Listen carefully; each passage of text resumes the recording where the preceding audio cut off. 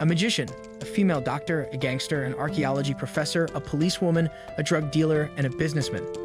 What a totally random crew, right? They all wake up one day on this desolate island, trapped and wondering what the hell just happened.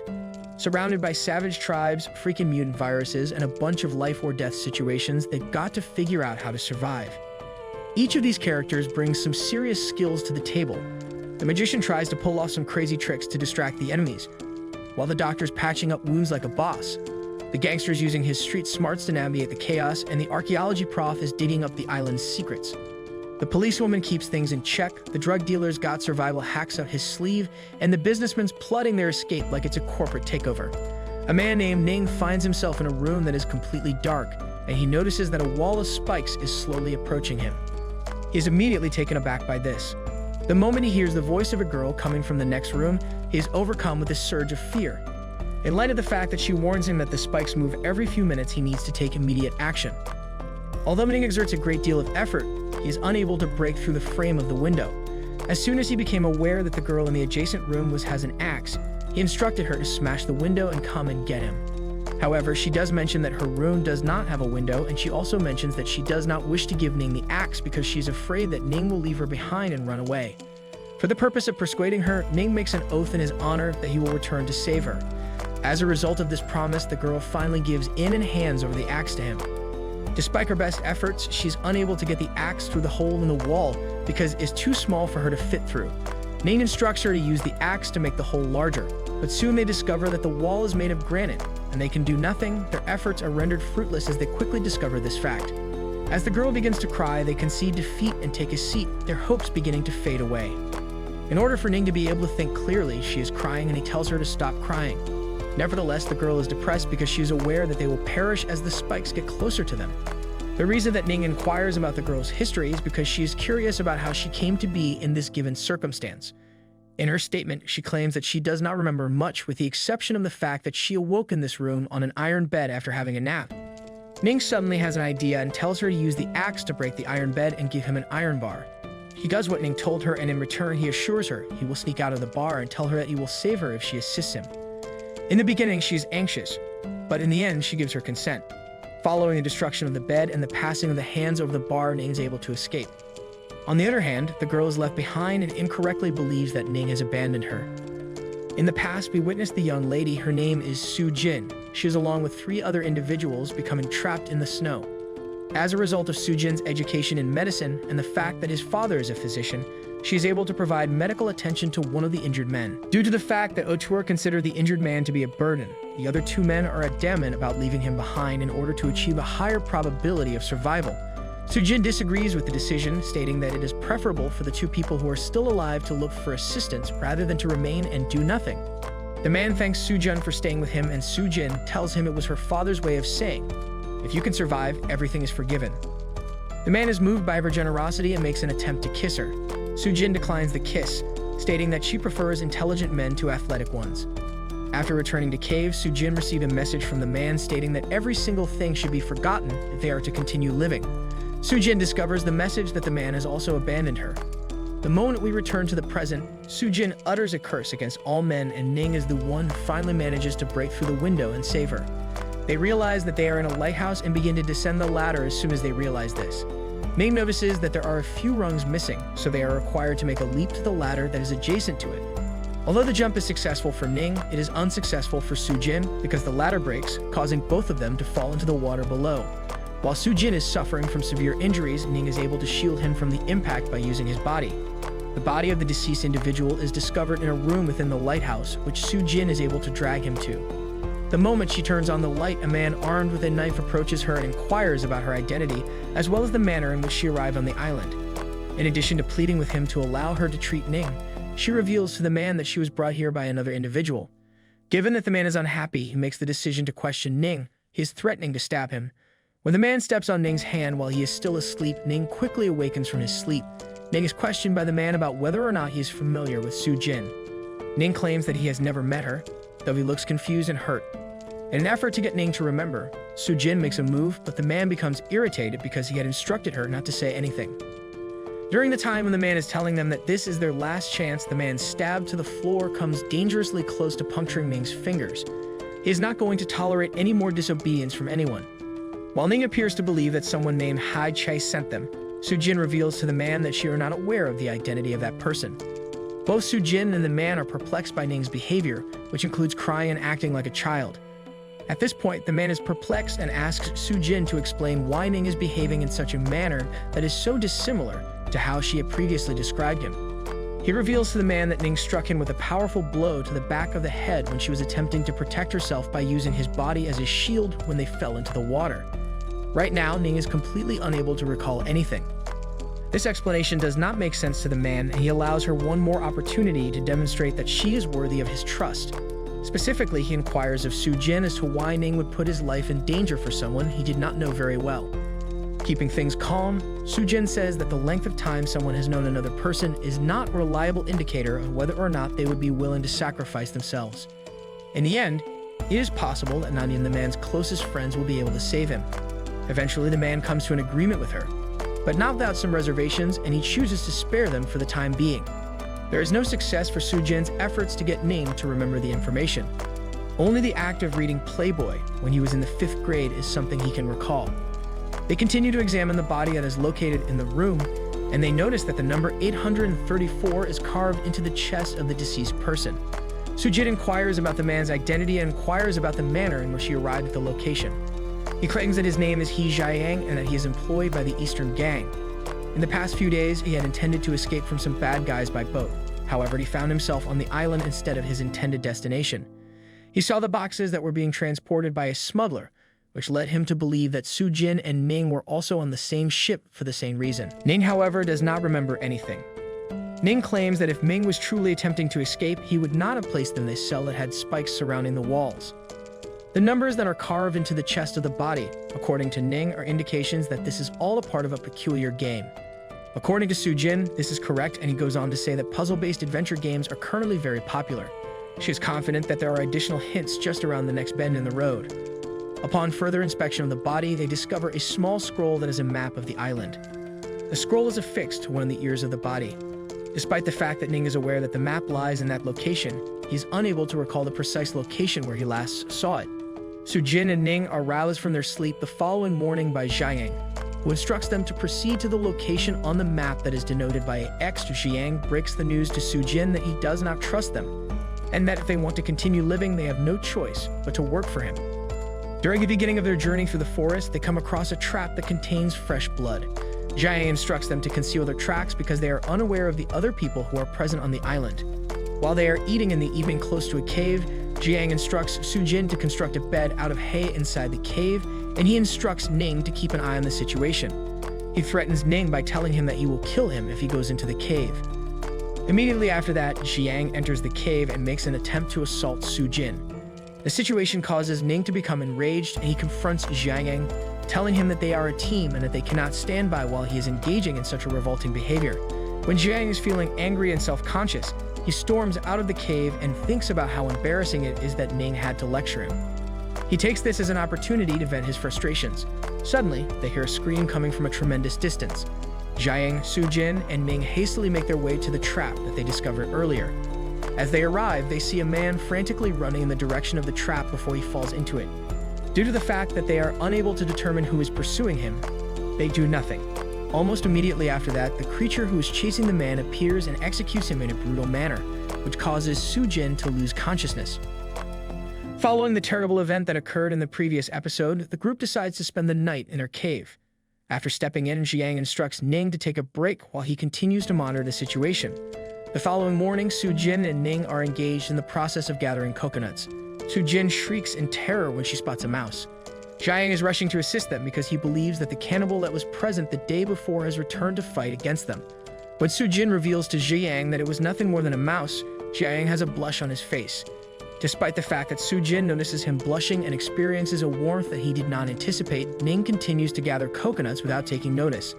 Sujin goes into the woods to use the restroom later on, but when she arrives, she finds that 2 men are waiting for her there.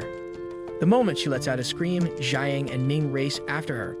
The assailants were on the verge of killing her when all of a sudden, an officer named Tracy Candy arrived and quickly shot one of the men, causing the other to flee. Sujin is quickly helped to stand up by Tracy, who then introduces herself to her. Since there is a larger group waiting nearby, she instructs the group to follow her because they are in the vicinity. Jiang, on the other hand, is still uncertain. There is a possibility that he has seen Tracy in the past, but he is unable to recall the location at this time. They are forced to flee the forest by a group of robbers, whom they refer to as savages, who emerge from the woods before they have the opportunity to ask her any further questions.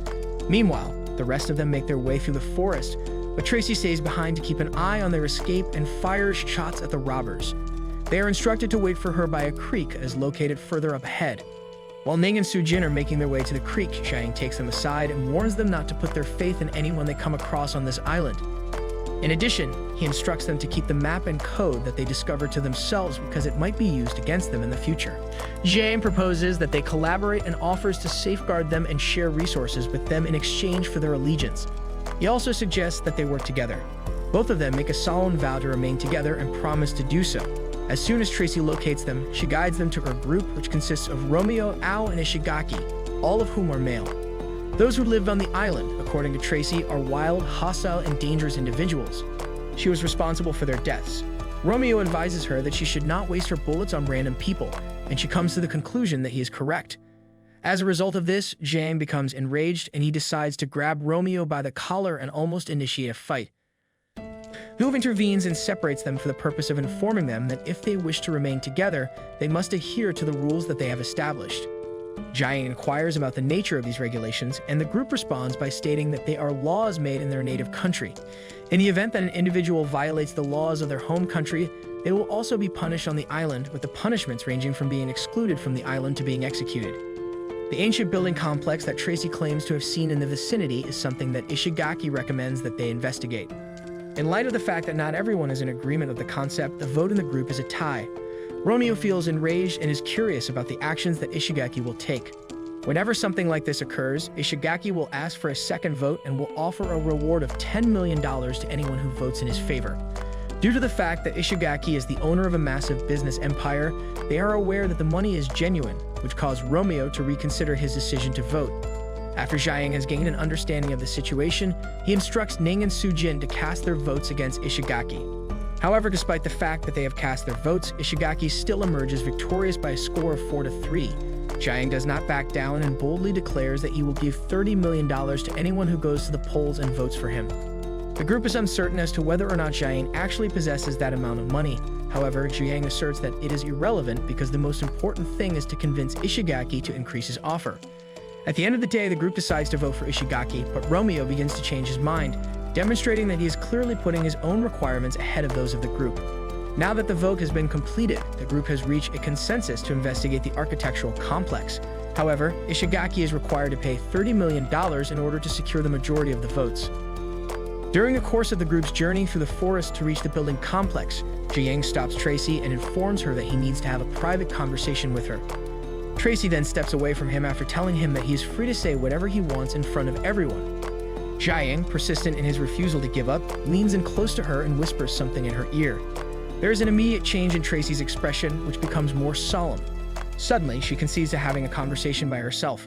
When Tracy slaps Jiang across the face and storms back to the group, the other people in the group watch as they argue and become even more heated, to the point where they become even more heated. After a long journey, they arrive at the complex, which is an ancient pyramid.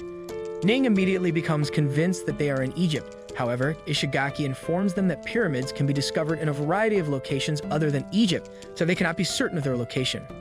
In the course of their exploration of the region surrounding the pyramid, Tracy discovers burn marks on the ground, which indicate that a fire was recently started in that location. Initially, they believe that it was the savages who started the fire. However, Ning notes that this is not likely to be the case because the fire was started with batteries, which the savages most likely would not have. Ishigaki suggests that Romeo go inside the pyramid in order to locate additional information. However, Romeo is reluctant to do so because he believes that it is too risky. Jiang desires for the group to be divided into two distinct groups. One of the groups ought to come inside and take a look around, while the other ought to keep an eye on the exterior. Tracy will be the security guard, Sujin will assist with medical emergencies, and El will be in charge of the physical work. Ishigaki gives his approval and makes the selection. Romeo, on the other hand, does not go inside the pyramid because he is extremely concerned about the dangers that are present there. When Romeo turns to Jiang, he asks him why he did not make an effort to convince Ishigaki to pay him more money. This occurs as the exploration team continues to move deeper inside. Romeo suggests that they should collaborate in order to manipulate the election and increase their wealth from Ishigaki to the greatest extent possible. Jiang tells Romeo that he does not require votes in order to get what he wants, and he does not think much of the offer that this man has made. The next step that he takes is to seize Romeo's $30 million check, which causes him to remain silent. Romeo raises an objection and asserts that Jiang's actions are unlawful and will be punished in accordance with the rules of the group. Jiang asserts in a composed manner that he does not possess any evidence of a criminal act. Inside the pyramid, the group of explorers discovers strange symbols that have been written on the walls for a very long time. In spite of the fact that Ishigaki is very knowledgeable about architecture, he is unable to decipher the meaning of the symbols. Sujin recalls her earlier conversation with Ning and reveals that she poisoned Jiang when he attempted to attack her in the cave. Despite the fact that she provided him with the antidote when they decided to collaborate, Jiang experienced excruciating stomach pain while he was recuperating. A group of savages sneaks up on them at this very moment, and Jiang suddenly collapses in pain and falls to the ground. Jiang, who is weak as a result of the poison, falls to his knees and accepts his ultimate fate while he and Romeo are attempting to escape. However, Romeo returns to save him just in the nick of time while carrying Jiang on his back. Romeo pulls a switch that causes the heavy stone doors to close as they run toward the pyramid. This causes the doors to fall shut. The other members of the group inquire about it. Jiang explains how the savages attacked Jiang and Romeo rescued him from their attack. Ishigaki argues in defense of Romeo by stating that he acted in a very dangerous situation, and that if the door hadn't been shut, everyone would have perished under the circumstances. When Sujin examines Ning's arm, she discovers that a neurotoxin was deliberately injected into it. In 10 hours, he will pass away if he does not receive treatment for it. The fact that Shigen believes he is to blame for Ning's condition is the driving force behind his determination to acquire the antidote from the savages. In spite of this, Ishigaki claims that the door cannot be opened again because it is locked. Within the next 10 hours, they must obtain the antidote in order to take advantage of the one and only way out of this situation. Romeo does not approve of the plan and is requesting a second vote regarding it because he does not wish to come into contact with the savages once more. On the other hand, the group disregarded him and proceeded further into the pyramid. Continuing their search, they come across a massive room that is filled with water and enormous stone columns. The sight was unbelievable and terrifying all at the same time. Just then, Ning is overcome with a sense of déjà vu. He is certain that he has gone to this location in the past, but he is unable to recall the location. As soon as they hear cries for assistance, they look down and see 4 people struggling in the water. It is with great effort that one of them is attempting to prevent the others from drowning. Ishigaki advises them to exercise caution and to give some thought to the situation before they get involved in providing assistance. Andrew, who is one of the people who are trapped, explains that they were thrown off the island and the unconscious person that he is holding is able to read the signs and find the way out of the situation. Due to the fact that I was aware of how critical it is to save them, he throws a rope to Ander and pulls him and the others out of the water. Ishigaki comes to the conclusion that Ander is not like other people as a result of his impressive height and body, and as a result he asks Ander to introduce himself and his team. According to Ander, he is a member of the group that also includes Ding, Rika, and Professor Gerard. He also claims that he is from Russia. As Gerard is being monitored by Tracy, she makes certain that his vital signs are not fluctuating. Then she tells him that if he gets some rest, he will be awake in a short while. Jiang, on the other hand, asserts that they are eagerly anticipating Gerard's awakening because Ning's time is running out. After Gerard has finally come to, he deciphers the meaning of the symbols that are displayed on the walls and informs them that once they reach the highest point in the room, they will be able to see exit point. The largest column is the key to exiting the room. However, water floods the room every 10 minutes, causing the water level to rise by 5 meters despite the fact that the column is the key. The fact that each stone pillar is of a different height meant that they had to be extremely cautious about the timing of their movements between them whenever the water level changed. Due to the fact that the water that is coming in creates a powerful current that would carry anyone away, it is not possible to swim directly to the largest pillar. Ning recommends that they focus their attention on the largest pillar and then proceed to shift their focus to the 2 pillars that are immediately adjacent to it. It is not too difficult to reach the first pillar because it is only 30 meters away from where you are. However, it is necessary for them to wait twice for the water level to rise and fall before moving on to the next pillar. This is due to the fact that each pillar is either 10 meters taller or shorter than the one that came before it. In order to assist those individuals who are unable to stand on their own, Ishigaki recommends that Jiang, Ander, and Ao ascend first, and then use a rope to assist the remaining individuals. Romeo replies that it is not possible, stating that the person who is the last to be pulled up is very likely to become entangled in the current of the water. He suggests to draw lots, but Sujin is not a fan of the idea as she is concerned that Ning, who is injured, might end up being the last person to die, which enrages Romeo, and he begins to scold her, asking her why she is so concerned about Ning. Jiang is told by Romeo that she is pointless, which causes Jiang to become enraged. When Jiang makes an attempt to attack Romeo, Andrew and Tracy are able to stop him. The group decides to draw despite the fact that there is tension in the room. The very last place goes to Rika, but she's able to climb the pillars in place of Ishigaki because she's a housewife and cannot climb them alone. After reaching the first pillar, the group waits for the water level to rise once more before continuing on their journey. During the time that they are waiting, Gerard explains to them that the structure was constructed by the ancient Golians as a measurement of how courageous and strong they were. The Golian were a mysterious people who lived in South America around 1500 BC, prior to the Maya. They were thought to have lived there. Ning inquires as to whether or not the savages they encountered are descendants of the Golian people. It is explained by Gerard that the savages were in fact slaves of the Golian people who were used to provide food and labor for the Golian people. According to Gerard, the shocking information that Golian in Maya means almighty and wise is found in the language.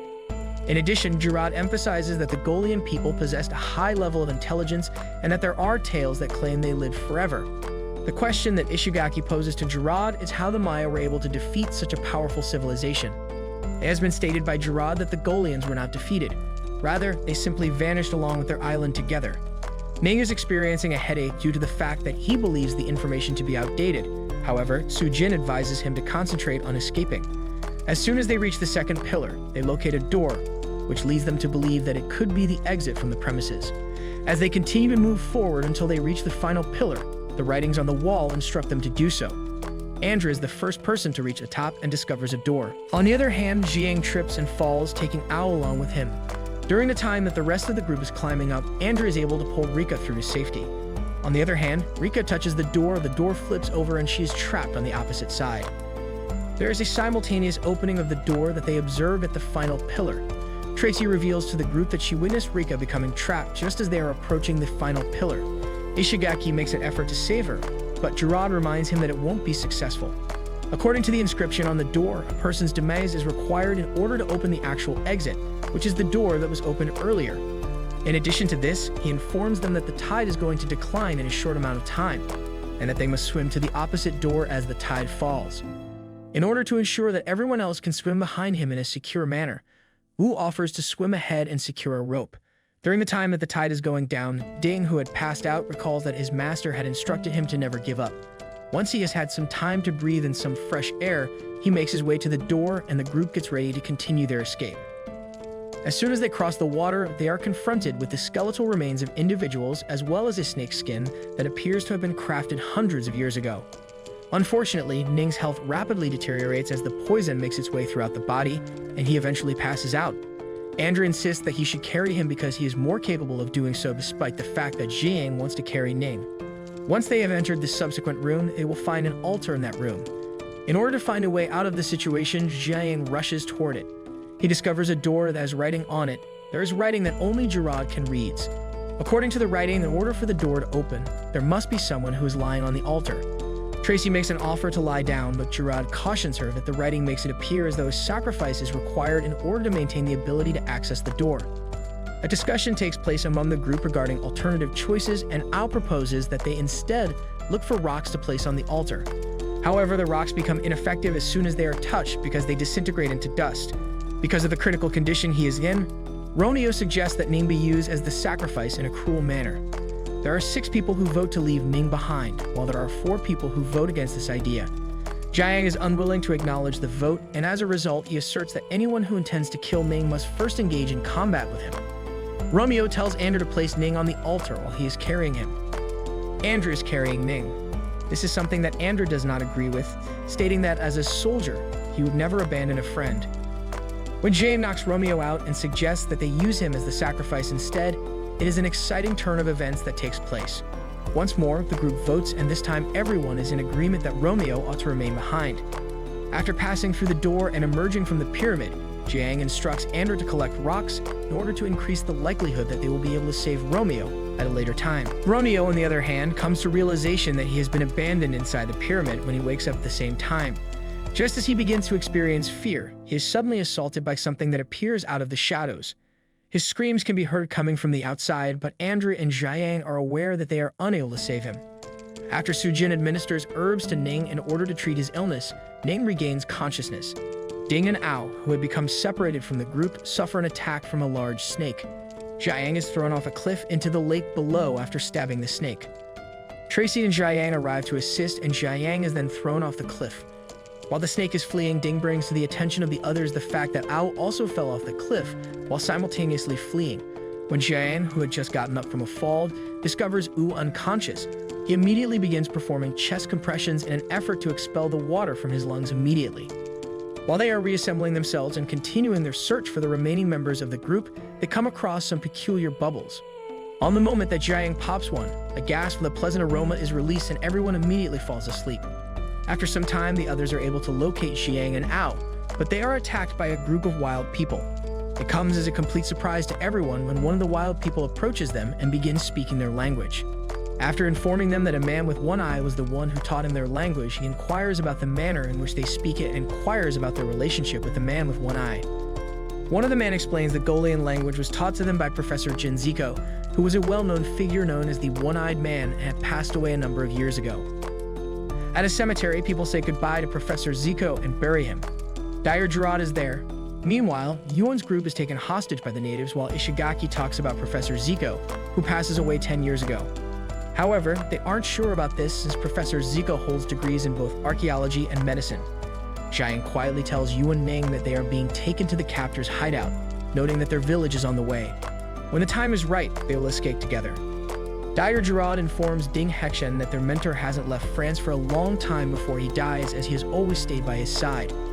When they arrive at the village, a native leads Gerard and Jin Su to treat their father. However, the native scolds Jin Su, claiming that women can't heal because Guilan believes in male superiority. Tensions rise when the native aims his spear at Gerard. An elderly native steps in, suggesting they give Jin Su a chance. They are then allowed into a strange cave where they meet the village chief.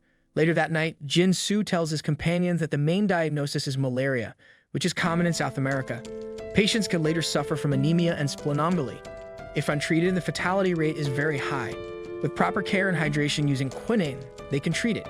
They can extract quinine from the cinchona tree, which grows in the rainforest. Gerard discusses with the chief and agrees to let 3 of them search for herbs while the rest stay as hostages. If they don't return with medicine by sunrise, all the hostages will be executed. Andrei, Ivanov, Tracy, and Jin Su set out to find the medicine. Ivanov lends Jiang his knife. Later, Jiang prays for the group's safety. Meanwhile, Gerard studies the ancient wall carvings and notes that they worship Guilan Naga as their god. 10 years ago, a group of white devils attacks and captures many people, who then vanish into the fire-spitting mountain. One day, a one-eyed devil emerges from a volcano and comes to their village. He can speak Guilan and has mastered healing. Later, the Guilan god drops a curse, but the devil resolves it, and no one dies. One day, a fleet of ships approaches from the edge of the sea as the one-eyed devil disappears. Few people understand the Guilan language and the art of healing, but it could have been their mentor. Meanwhile, Jin Su and his companions search for the medicine. Ivanov, intrigued by Tracy, a U.S. police officer, is determined not to let her slip away again. Suddenly, Jin Su discovers cinchona. Back at the camp, Ishigaki questions Gerard about whether his mentor is truly dead, given that Ishigaki attended his funeral. Gerard explains that the mentor had revived the project with funding from a private organization, although he was reluctant to disclose its name. He had signed multiple agreements, including one for body donation after death. Therefore, after the funeral, the mentor's body was neither burned nor buried, it was taken away by the organization. He died from a sudden heart attack. 2 years before his death, Gerard visited the mentor's house and found the mentor's dog dead. Instead of mourning the dog's passing, the mentor focused on sharing his interpretation of a few lines of Guilan language. He elaborated on the term Daximagawa, which they initially believed meant a greeting like boundless long life. However, other documents suggested it might not be a greeting at all. The mentor continued to discuss modern medical sciences, claiming he could control life and death. He demonstrated this by injecting a medicine into his dead dog, reviving it. Gerard thought the mentor was merely teasing him. They also discussed another phrase, molakamoden, which meant not aging or dying, eternal life. The mentor asked Gerard if he would be willing to sacrifice everything in pursuit of eternal life. 2 years later, the mentor died at home from a sudden heart attack. Now they find themselves on this island where a group of civilized people had been before. Among them is a one-eyed old man fluent in Goilan. Could it be Mentor Zico? Ning believes that discovering Mentor Zico's fate is key to solving their predicament. He thinks that if they can cure Grandpa Savage and escape the island, all the answers will be revealed within the volcano. Meanwhile, Tracy fires a monkey that is about to attack Ivanov as they find themselves surrounded by a horde of them. At dawn, the natives lead the group to the execution site. Ding Heken cries anxiously, while Gerard reminds them that they agreed to wait until sunrise. Ding is taken as the first person to be executed. Just as the situation seems dire, Jin Su and the others return, saving them from execution. Later, Jin Su treats the natives' father, agreeing to teach them how to treat malaria in exchange for their help. The father wants to repay Jin Su for her healing. Confused about why they were brought to this place, Jin Su expresses a desire to return. Outside, he talks with Eden, who asks if Jin Su has learned the civilized language from the one-eyed old man. Eden confirms that the old man taught him the language but was unwilling to share treatment methods. Eden explains that through the woods lies a massive fire-spitting mountain. Many from their group have ventured there, but only the one-eyed old man has returned. The white-skinned people release the monkeys in the area. Beneath the fire-spitting mountain are ghosts suppressed by the Goilan god, and over generations the area has become known as Forbidden Land. The white-skinned people believed they could handle the ghosts, but none returned. They also broke the seal that kept the ghosts suppressed. Since that day, these immortal ghosts have appeared more frequently. They even severed Eden's hand, a reminder never to get hurt by them or risk becoming like them. Professor Gerard knows about the ghosts, but remains skeptical. Ivanov and Tracy confirm their presence, with Tracy noting that unlike movie zombies, these ghosts can actually be killed, leaving everyone puzzled. Ning confidently suggests that around 10 years ago, Professor Zico faked his death and was brought to this island by a mysterious organization. Unlike a decade ago, the island now hosts rotten but immortal creatures. Ning questions whether these immortal beings are truly ghosts released by the organization or the result of their experiments. Gerard inquires if this means the mentor has been conducting research on immortality on this island. These two lines of research seem completely unrelated. Is that what the mentor has been hiding from Gerard? Ishigaki believes they need to investigate the volcano to uncover all the answers and return to their world. The group agrees to proceed there. On a rainy night, the protagonist arrives at Lu's mansion. Lu's guard searches him and mistakenly takes an expensive pen, but later returns it. The protagonist meets Mr. Lu, who acknowledges him and admits he misjudged the situation. They actually pass through Guilin's altar. A bet is a bet, and the boss sent him here to bring Mr. Lu the steak. The protagonist magically presents a diamond, which Mr. Lu gives to the astonished Lily. The protagonist further claims that the remaining members of the group have likely been captured by the native tribe. Despite this, Mr. Lu bets that the team will survive, offering the same steak as before. The protagonist urges Mr. Lu to reconsider, prompting him to reveal the other half of his face, which is bleeding. The protagonist understands that as long as Ning Yuan is involved, Mr. Lu will keep betting on their survival. As the protagonist is leaving, he encounters Professor Zico, who inquires about the luck he has experienced. The protagonist hands Professor Zico his esteemed item, betting the same amount as Mr. Lu, and then departs. After drinking, Professor Zico asks Mr. Lu if he truly has so much faith in Ning Yuan. Mr. Lu confidently dismisses the concern, stating that such obstacles are trivial for Ning Yuan. If Ning Yuan were to die now after all those years, it would be a disgrace. Zico acknowledges that Ning Yuan seems to suffer from amnesia, which likely occurred shortly after he arrived on the island while rescuing Su Jin. This revelation shocks Mr. Lu. Just then, a strange man with white hair enters the room. Meanwhile, the team is fishing as Jin Su discusses smoking with Eden. Jian tries Eden's pipe, which causes hallucinations, making him believe he is teleported to a place surrounded by women. Eden laughs, advising Jin Su that he will wake up at night.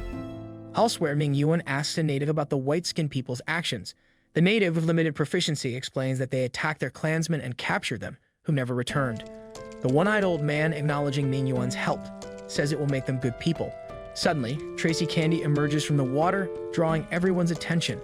The native remarks that their own women are unattractive and offers Ning Yuan to introduce theirs instead. Later, the village chief hosts a grand feast for the team. They begin by drinking strange wine. Some enjoy it while others reject it. Eden is prepared to join them in exploring the volcano the following day. During the feast, the villagers hold an archery match. Ivanov shows interest and is given a repeating crossbow by the natives. Eden's nephew declares that if Ivanov loses the match, he will take Ivanov's head, shocking everyone. Eden clarifies that the nephew is seeking a gentleman's hat. The archery contest begins with Mogo taking the first shot and hitting the target, earning cheers from the villagers. Ivanov confidently removes his headband to reveal his long hair and strikes directly into his opponent's arrow, causing shock and amazement among the onlookers. Ivanov wins the match, claims the crossbow, and dons a new hat that further baffles everyone. Later that night, Jiang wakes up to what sounds like a dragon boat race festival. Suddenly, he sees ghost monkeys, which frighten him so much that he shouts out. Ning Yuan rushes to help him. Jiang is on the verge of being attacked by the ghost monkeys when Mogu and Ivanov shoot arrows at them, driving the creatures away. The native finds Sintra injured, and Eden tells Jin Su that Sintra is severely hurt by the ghosts. It is too late to treat him. He will soon turn into a ghost himself. Eden suggests they cremate Sintra immediately to prevent this transformation. Mobu refuses, believing that cremation would be a humiliation for Sintra's soul.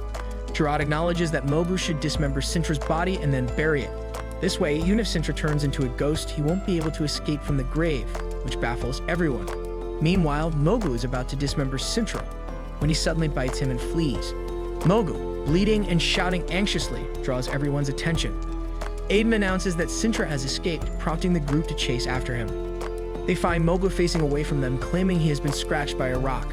Later, as they search for Sintra, Jin Su treats Mogu's wounds. Jin Su notes that the injury doesn't resemble a simple scratch, but looks more like a knife wound. Mogu dismisses the injury as a mistaken memory, and Eden glares at him in response. The team begins discussing their situation, with Ding Hekchun asking if it resembles Stifler disease, leaving Tracy puzzled. Ishigaki suggests their original plan was to leave as soon as possible and head to the volcano. He has gathered enough food for a week, and they will depart first thing in the morning. Ivanov mentions the need to borrow some weapons before they leave. Eden recalls a tragic event where, except for him, everyone had died.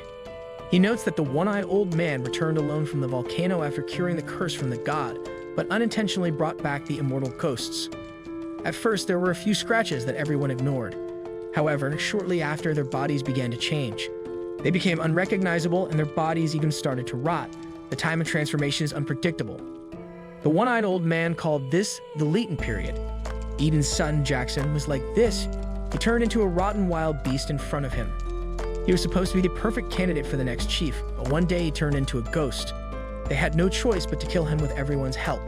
Right before dying, Jackson suddenly became sober, and Eden can never forget the way he looked at him. Later, Xiang, unable to sleep, wakes Ning Yuan and asks if he would ever have to kill him and whether he would do it. Ning Yuan replies that he would never kill anyone. Jiang then poses a curious question, asking if Ning Yuan is like a diamond. The next day, Gerard thanks Eden for breaking his promise to join them at the volcano. Eden explains that the enthronement of the new chief is taking place. Due to the old chief's poor health, he persuaded his brother to hold Mogu's enthronement ceremony today.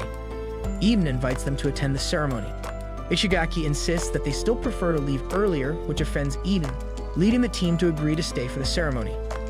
During the enthronement, the old chief offers a bowl of blood for the new chief to drink, symbolizing their heritage connection.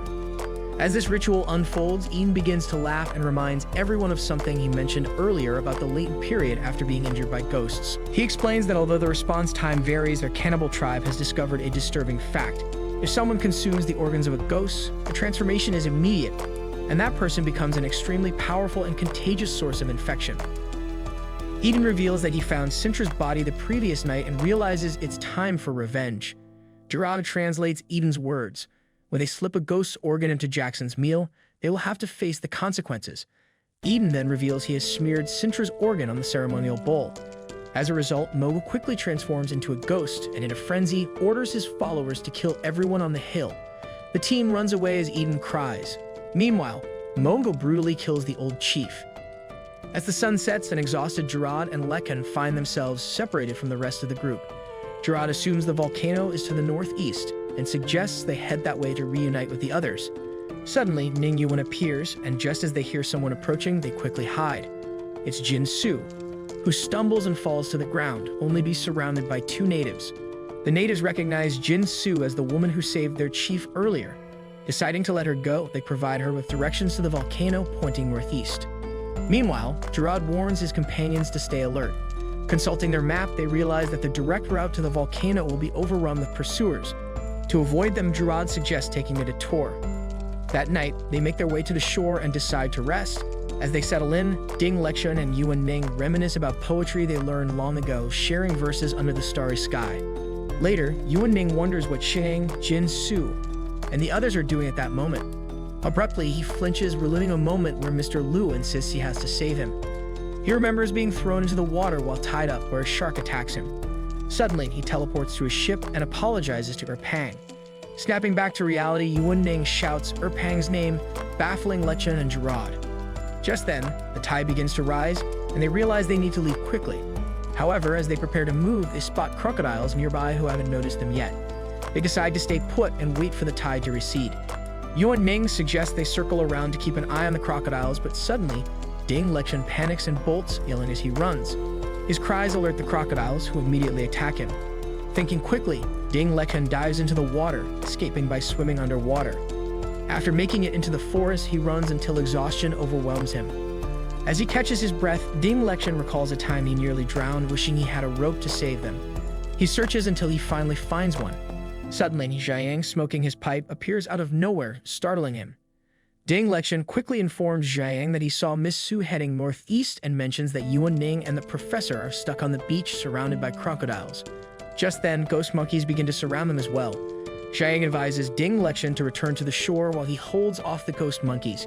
He firmly warns Ding that if anything happens to Yuan Ning, he'll be as good as dead, twisting his cheeks to emphasize his point.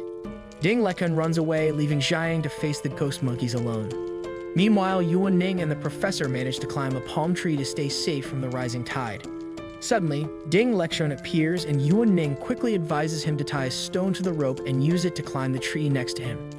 Ding Lexian successfully ascends the tree and tosses the rope toward Yuan Ning, who grabs it with impressive acrobatics. The professor, filled with anxiety, cautiously makes his way toward Ding Lexian first. Then, with remarkable calmness, Yuan Ning begins walking across the rope, balancing skillfully. He carefully climbs down the tree just as a crocodile charges past him. Out of nowhere, Xiang appears, launching an attack on the crocodile to protect him. Xiang kills the crocodile, but Yuan Ning quickly notices his red eyes and the scratches on his chest. Xiang admits he has been attacked by a few ghost monkeys, clearly showing the toll it has taken on him. Professor Girard, concerned, urges Xiang not to follow them any further. Yuan Ning assumes that he is still in the latent period and believes there might be an antidote in the lab. He suspects the professor's mentor researches an immortality drug at the volcano. Once they arrive at the volcano and meet up with Jin Su, they may get the serum. No one can be sure that they won't be infected with the virus next. Girard understands the situation, but is concerned that Xiang might eventually turn, so he insists that Xiang keeps some distance from the group. Xiang accepts the suggestion, despite Yuan Ning's refusal. However, Xiang's firm decision leaves Yuan baffled. The next day, Tracy grows with hunger, and Andrew quietly hands her a food packet. Meanwhile, Jin Su reaches the volcano when a strange man approaches her, causing her to scream. Andrew and Tracy hear the scream and rush to her aid. When they arrive, they find that it is Ishigaki and Wangsang, who have been forcefully eating Jin Su's fruits. In their haste, they leave their food bag behind. Jin Su orders them to return and retrieve it as ghost monkeys surround them. Meanwhile, Yuan Ning, Lexian, and Girard walk uphill to get a better view. Suddenly, they get stuck in a swamp as Professor Girard leads them. Girard orders them to lie down, try to pull their legs out, row their arms, and slowly swim across lake in backstroke as they all perform it. Suddenly, a spider startles Ding Lexian, causing him to grab Yuan Ning's leg in a panic. This triggers a hallucination for Yuan Ning, making him wonder if Mr. Liu is ordering him to help. Yuan Ning returns to reality and agrees to assist Ding Lexian. He quickly breaks a leaf and instructs Ding Lexian to hold it in his mouth and let go of him. Yuan Ning promises to come up with a plan to save both of them, or that they will die together. Ding Lexian releases Yuan Ning and follows his instructions, raising his hands as high as he can. Professor Girard successfully escapes the swamp as Yuan Ning instructs him to grab a long tree vine from the cliff and make it into a rope. Abruptly, Xiang appears and Yuan Ning orders him to stand still. Girard appreciates Yuan Ning's leadership and throws him the rope. Yuan Ning then emerges from the swamp and tosses the rope toward Xiang. Xiang grabs the rope and uses it to help pull Ding Lexian to safety. Meanwhile, the rest of the team flees from the ghost monkeys and finds a hiding spot, with Tracy covering them with her gun. She mentions that she has only 3 bullets left. Ishigaki advises Jin Su to abandon the food packet, while Andrew urges them to hurry toward the volcano. Jin-soo claims the volcano is deserted and it's risky to go unprepared. They need to gather more food. Ishigaki agrees with Jin-soo's assessment and suggests splitting into 2 teams to collect supplies. Miss Soo is assigned to collect herbs, with Andrew responsible for security. Ishigaki, Ao-san, and Officer Tracy are tasked with gathering food. They are instructed to return before sunset and set off immediately. Meanwhile, Yuan-ning suggests they should rest before climbing the cliff using the vines. Ding Lexion and Gerard question why Jiang's eyes are red and if it might be safer to part ways. Yuan-ning firmly declares that he will not let Jiang be alone. He will always be by his side. Jiang claims he's happy, but he can't drag him down. Yuan inquires if he remembers what Jin-soo asked when they first met. Jiang wonders about all his pledges and promises, affirming that those words are so sickening. Jiang reminds him that if one day he has no choice but to kill him, will he do it? He doesn't want to become a zombie. Yuan promises to find an antidote for him, but if he does turn into a zombie, he'll make sure to kill him with his own hands. Yuan tells the professor and Ding that they decide to go together. The professor claims that only by themselves they probably won't make it to the volcano, and he apologizes. Yuan claims it's not necessary as he also thought of kicking Ding down. This is just following their survival instinct. Nothing to do with good and evil. Staying alive is all that matters. Later, Andrew can't help but wonder how Miss Soo manages to cross it. Jin-soo explains that she is escorted by savages who throw a rock to warn her of the swamp's presence. Andrew, using his skills, helps Tracy make it through the swamp. While gathering food, Wenxing tells Tracy that Andrew likes her. Surprised, Tracy inquires if it's true, recalling a time years ago when she joins an Interpol operation targeting a multinational drug cartel. The operation takes place in a harbor, where she and a few colleagues are ambushed. During the crossfire, 2 intruders on a speedboat begin shooting at Tracy and her team. Tracy manages to kill one of them, while the other is captured. She later finds out that the person she shoots is Eric Ivanov. Ishigaki then warns her not to be alone with Ander. Meanwhile, Yuan-ning and his group find the food bag. Yuan inquires about the swamp, mentioning there are a few gunshots. Yuan points toward the direction marked by the professor, insisting they head to the volcano. Meanwhile, Jin-soo and the others struggle under the intense heat. As they climb higher, the vegetation thins due to the volcanic ash and the soil's feel level. The rocks, baked by the sun and heated by volcanic energy, make the ascent even more unbearable. Suddenly, Ishigaki disappears. Jin-soo wonders about a nightmare involving Ishigaki, who has fainted with his coat flowing in the river. Wenxing mentions he saw Ishigaki just a minute ago, resting his arm on him due to exhaustion. Andrew quickly orders everyone to search separately, urging them to watch out for the cliffs and shout if anything goes wrong. Suddenly, Wenxing disappears behind a rock after yelling out, prompting Andrew and Tracy to rush toward him, only to find him gone too. This sparks an argument between Andrew and Tracy. Out of nowhere, Miss Soo screams and they both run toward her, only to find her sinking into quicksand. Before they know it, they vanish too. Later, Andrew wakes up in a cave, his hand resting on Tracy's chest while Miss Soo looks on. They soon discover Wenxing, whom directs them to follow him.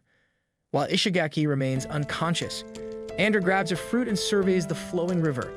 Meanwhile, Yuan-ning and the others continue their trek, with Jiang feeling increasingly dizzy. They come across a small river where Yuan suggests that Jiang take a hot shower to alleviate his dizziness. They all bathe in the river, but the professor notes that the geothermal resources here are abundant. Suddenly, the water turns cold, prompting the professor to leave. Ding Lexion then notices a cloth near the waterfall. Upon inspecting the coat, they suspect their companions might be nearby. Meanwhile, the professor begins to feel cold and is covered in sweat. Yuan notes that his symptoms, chills, fever, and excessive sweating, mirror those of acute malaria. He recalls that Miss Soo prepared extra medicine earlier. They decide to head upstream quickly, hoping to find Miss Soo and Ishigaki together. After climbing, they discover a cave. The professor starts feeling increasingly cold and weak, and while leaving him behind seems risky, it's clear he can't continue much longer. Jiang insists on staying with the professor despite his vision blurring and his eyes turning red, signaling the end of his latent period. He reflects that if they meet their end, it might be fate. They proceed into the cave to retrieve the medicine. As Yuan enters, a mysterious figure appears behind Jiang. Meanwhile, Jin-soo tends to the severely dehydrated Ishigaki. Wenxing, disheartened because they run out of food supplies, is reassured by Andrew, who argues that starving is preferable to death and insists that their situation may not be hopeless. Andrew further claims that if they stay here with Ishigaki, he will check out what's in front with Tracy. Tracy wonders when Ishigaki reminded her not to be alone with Andrew. Andrew further affirms that they swam through the shrine. This small river is nothing. Wenxing raises his concern about going, suggesting that Ander stay here while he goes with Officer Tracy or vice versa. Tracy declares she will go with Ander as they leave. Meanwhile, Yuan discovers more fruit, which could help with their food shortage. Tracy and Ander reach a crossroads. Ander suggests they explore the left path along the waterway first. They soon find a man-made tunnel and speculate that the research facility might be inside the mountain, as Yuan had guessed. At the tunnel's end, they encounter a passageway downwards, leading to another crossroads. Ander tells Tracy to choose one path while he investigates the other. As Tracy explores the tunnel, she discovers an electrical breaker. Meanwhile, Yuan and Ding Lechen enter what seems to be the research facility. Suddenly, the lights flicker on, scaring them. Meanwhile, Ander discovers a lift circuit area and begins examining it. Tracy moves to another room where she finds a massive underground power station with large construction trucks. As she slides down to inspect the trucks, the lights abruptly go out and the door locks behind her. She jumps down and wonders if it's Andra. There is another exit there. Meanwhile, a strange man glares at her and drops a container on her. Suddenly, Yuan Ning and Ding Lechen hear the noise as they run toward it. Meanwhile, Tracy survives as she wonders if Andra really did it. She pulls out her gun as she notices the lift control center is empty. She thinks the guy is good at forest combat and is experienced in cover and ambush tactics. She's running out of bullets and needs to find a way to trick him as she removes her shirt. Tracy makes a ball of her shirt and throws it into the air, using it as a distraction. The shirt is quickly shot down, allowing her to change her cover. Yuan Ning, seeing Ander running toward the gunshots, hurries to the scene as well. Tracy, meanwhile, pursues the strange man. She aims at the door where Ander and Yuan are approaching and fires, striking a light and causing confusion. Ander misunderstands Tracy's actions for an attack as he pulls out his crossbow and slides down, ready to take revenge. Tracy realizes Ander might believe she only has one bullet left and plans to lure him into attacking first. As Ander fires a shot, Tracy runs away, continuing to shoot to cover her retreat. Ding Lechen questions if they should get involved in the fight between the police and the mercenaries. Yuan Ning argues that leaving them could mean losing two of their most capable fighters. Abruptly, Yuan decides to take action and runs off. Meanwhile, Ander searches for Tracy as she climbs to higher ground. Yuan Ning, determined, continues to climb and leap through the facility. Tracy hesitates but feels she has no choice but to let Ander die. As she prepares to fire, Yuan Ning shouts for her to stop, questioning why they're trying to kill each other. He emphasizes that their priority should be to help each other and stay alive, especially with Mr. Ishigaki in danger and the life-saving drugs still needed. Ander insists that Tracy is trying to kill him and doubts she's a U.S. police officer. Tracy reveals she's a Class S international criminal, a drug baron, while Ander insists he's a genuine Interpol agent. Tracy accuses Ander of seeking revenge. As Ander fires at her, Tracy counters, asserting he was the one who used the crane to try to crush her with the containers. Ander denies it, but Yuan Ning senses something's off. After the first gunshot, Ander is still in the passage, following him with Ding. Tracy argues that despite the dim light, she clearly sees a tall man with a crossbow, which couldn't be anyone but Ander. They continue to argue fiercely. Yuan, frustrated by their pointless conflict, insists that if survival isn't their priority, he'll join their fight. He counts to 3, demanding they cease killing and fighting before they leave. Ding Lechen warns Yuan not to throw away his mysterious bag. It's the food bag left in the forest. The previous supply was washed away by the river. Tracy assumes it's too risky to go back to the forest. They need that bag of food. Yuan counts to 3 as Ding shouts not to do it. Meanwhile, Jin Su remains seated beside Mr. Ishigaki. Wenxing paces anxiously, his hunger gnawing at him. Noticing Wenxing's low sugar level, Jin Su offers him an apple. He takes a bite, saving the rest for Ishigaki, earning Jin Su's appreciation. Suddenly, Yuan Ning bursts in, bringing relief and joy to the group. Later, Yuan asks Jin Su to come with him to check on Jiayang and Professor Gerard, both of whom are ill. The professor has malaria and Jiayang is infected with the immortal monkey virus. Yuan insists on going alone, but Jin Su orders him to stop and insists on accompanying him for a proper diagnosis before administering any drugs. As they step outside to search for Jiayang and the professor, they discover both have vanished. Ander decides to search separately. Despite their extensive efforts, they find no trace of either. They enter a cave and discover Jiayang's knife lodged in the wall. Ander deduces that the knife has been intentionally placed there, pulling it out while Yuan notes Jiayang can't have jumped high enough to stab it in that position. They decide to retreat and reunite with the rest of the team. Yuan speculates that Jiayang and the professor are likely in the lab. Meanwhile, Tracy reflects on the oddities she encounters, thinking that if things had gone differently, she might have already dealt with Ander. She shares this thought with Ding. Yuan returns empty-handed, confirming that there is no sign of Jiayang where the professor only neatly placed food. Just then, Ishigaki wakes up, sweating and disoriented, asking where he is. Jin-Soo explains that they are in a cave beneath the volcano and notes Ishigaki's dehydration. After checking his pulse, Jin-Soo reassures them that his condition isn't critical. Yuan decides it's best to move on and investigate the lab. As they traverse the tunnel, Ishigaki remarks that Yuan seems different since his coma. Yuan reveals he has been a software engineer who built a successful business, accumulating billions in assets. Despite this, he feels his skills are useless in their current situation. They arrive at a massive power station filled with geothermal plants, construction vehicles, and large equipment. Ishigaki marvels at the scale, questioning how such an investment can exist without government interference. Yuan notes the island's isolation suggests these vehicles must have been transported by sea. Ishigaki deduces there might be a hidden harbor on the island and possibly some ships parked there. This is the first glimmer of hope for escaping. They find a detailed map of the island in the lab, which could lead them to the harbor. While exploring, they come across a skeleton. Jin-Soo inspects it and concludes it likely belongs to a researcher. Nearby, they discover an electronic door lock requiring an ID. Yuan searches the skeleton's coat and finds an ID card belonging to Bruce Hans, a chemical specialist, granting them access. Inside, they find a supercomputer filled with information about the lab, including the formula for the immortal drug. Ishigaki powers up the supercomputer but finds his access limited to basic functions. Advanced operations are blocked. He moves to the master computer, which requires a password. Although Ishigaki can develop a password decoder, the 40-digit password has astronomical combinations around 2 to the power of 40. There are over 1 trillion possible combinations for the master computer's password, and Ishigaki's program needs at least a week to crack it. Turning to another supercomputer, which can only access a few monitoring cameras, they deduce the facility is divided into research and living areas. As Ishigaki works on the password, the rest of the team splits into 2 groups to continue exploring. As Team Tracy moves through the research area, Ishigaki guides them using the cameras. He warns them that the path ahead has collapsed, suggesting they go around outside the gate. Tracy's team reaches the biochemical research lab, where Ding swipes the card and gains access to the dimly lit room. When Ding turns on the lights, they confront a chilling sight: immortal monkeys captured in large capsules. Jin-Soo speculates that drugs are used to induce mutagenesis in the monkeys. Ding, visibly shaken, is told by Tracy to wait outside. She believes the antidote for the immortal monkeys could be in there, so they need to search thoroughly. Jin-Soo discovers the drug cabinet. Meanwhile, Team Yuan encounters a room with a security checkpoint. Wenxing triggers the alarm as he passes through the gate, which Andrew swiftly disables by kicking it. They proceed to a changing room, where they find a biohazard suit and an ID belonging to Louis White, a lieutenant in the U.S. Secret Service, baffling everyone. Yuan speculates that constructing a secret facility on this remote island must have a hidden agenda. Wenxing expresses sympathy for the villagers, but Andrew disagrees. Yuan reminds everyone that Jiang and the professor are still missing, and they need to find them quickly to escape the island. Suddenly, Wenxing starts sweating and dragging everyone behind.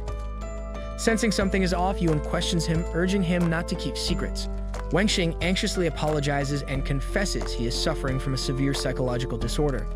He then delusionally recalls a time when he used to play basketball. His friend, unable to play, urges him to bring home the championship cup. Eventually, Wenxing becomes the team's vice-captain. During a crucial match, he attempts a fadeaway three-pointer but commits a foul and can't make the shot. Since then, he becomes easily nervous. When under pressure, he breaks down and loses control of his limbs. It is his coach who helps him time after time with psychological consultations. Yuan understands Wenxing is bewildered by Andrew's words. Andrew knows some comrades who suffer from PTSD and can no longer carry out missions, apologizing for offending him. Ishigaki informs Team Ning that Team Tracy is heading back and that the end of the corridor appears to be a restaurant. Upon entering the restaurant, Team Ning sees many skeletons, which frighten them. Yuan confidently enters, assuming everyone has enjoyed their meal without guard and died suddenly. They further explore another fancy, untouched room, which might have been the dining area for seniors. Abruptly, they spot someone sitting there. Andrew cautiously approaches, surprised to see a person smiling at him. Meanwhile, Team Tracy discovers the drug cabinets have been broken into, with the drugs missing. Despite this, Jin-Soo stays focused and encourages the team to keep going.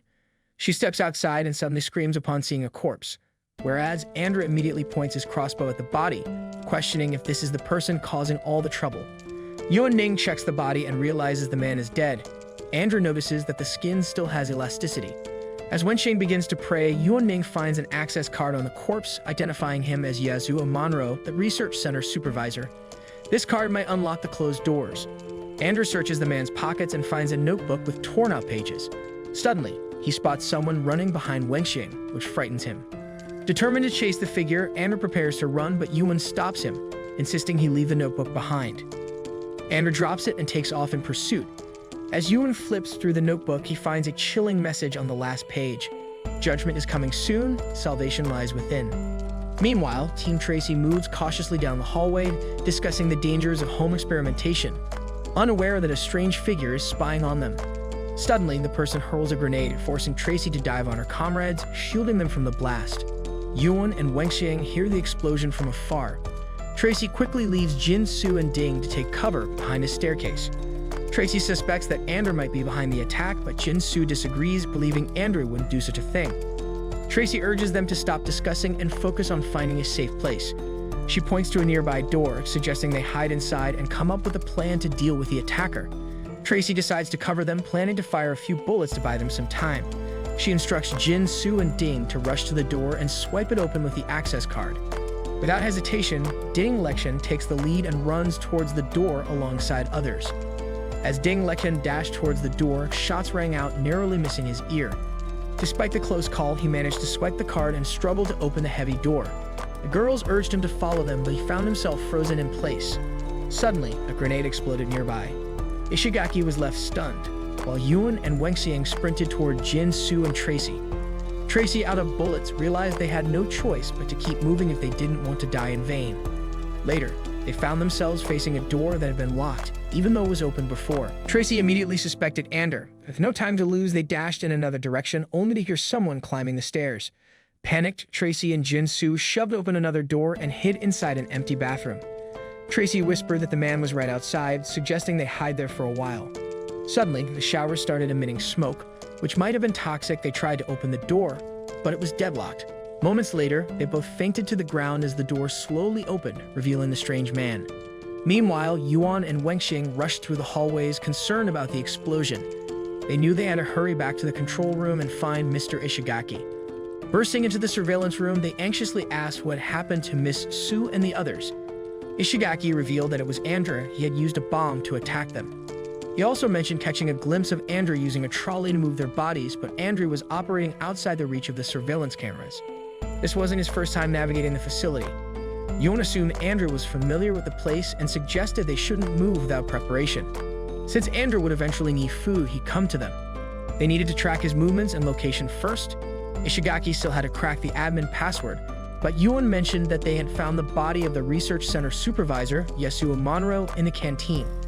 Along with his body, they had discovered a notebook containing a sequence of 40 numbers, potentially the admin's password, which can give them all admin's authorities. Ishigaki successfully enters the code, but it requires authentication. A screen rises from the ground, prompting them to verify the Research Foundation's supervisor's handprint. Yuan quickly suggests they retrieve Yasuo Monroe's handprint from his body in the canteen to gain entry. Suddenly, a self-destruct sequence is activated, giving them just 10 minutes.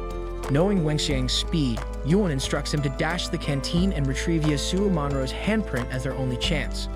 Normally, from here to the canteen takes more than 20 minutes. Normal people can never return within 10 minutes, but he's different. He is a professional athlete. 5 minutes, run to the canteen, chop the dead body's arm, bring it back. Wenxing claims he can't do it, he's a Buddhist. Yuan and Ishigaki started telling him about sutra stories, which motivated Wenxing as he runs away. Ishigaki directs Wenxing to the quickest route, and he races to the canteen. He grabs a butcher knife and approaches Yasuo Monroe's body. Overwhelmed by fear, Wenxing throws the knife aside and hides, crying near the sofa. Ishigaki and Yuan Ning, worried and frustrated, realize they may have been let down by Wenxing, questioning their decision to trust him. Frustrated, Yuan Ning shouts at Wenxing in the speakers repeatedly. He affirms still remember the things he told him. He forgot his coach already. You promised him you would become a great professional basketball athlete. You still haven't shot that ball. You still haven't proven himself. You still haven't brought the champion cup to Hanting. And now he's willing to die cowardly here. Yuan Ning urged him to stand up. His strength is meant for this. Wenxing, determined, grabbed Yasuo Monroe's entire body and, despite his fear, used his speed and strength to sprint back. He realized his skills and physical prowess were his assets. With renewed confidence, he pushed himself to run as fast as he could. As Wenxing ran, Anders suddenly appeared in his path, who was baffled and inquires the situation. The room turned red, signaling only 1 minute left. Ishigaki opened the door just as Wenxing burst through, but he tripped and fell, Yasuo's dead body tumbling beside him. With only 10 seconds remaining, Wenxing frantically grabbed Yasuo's hand and lunged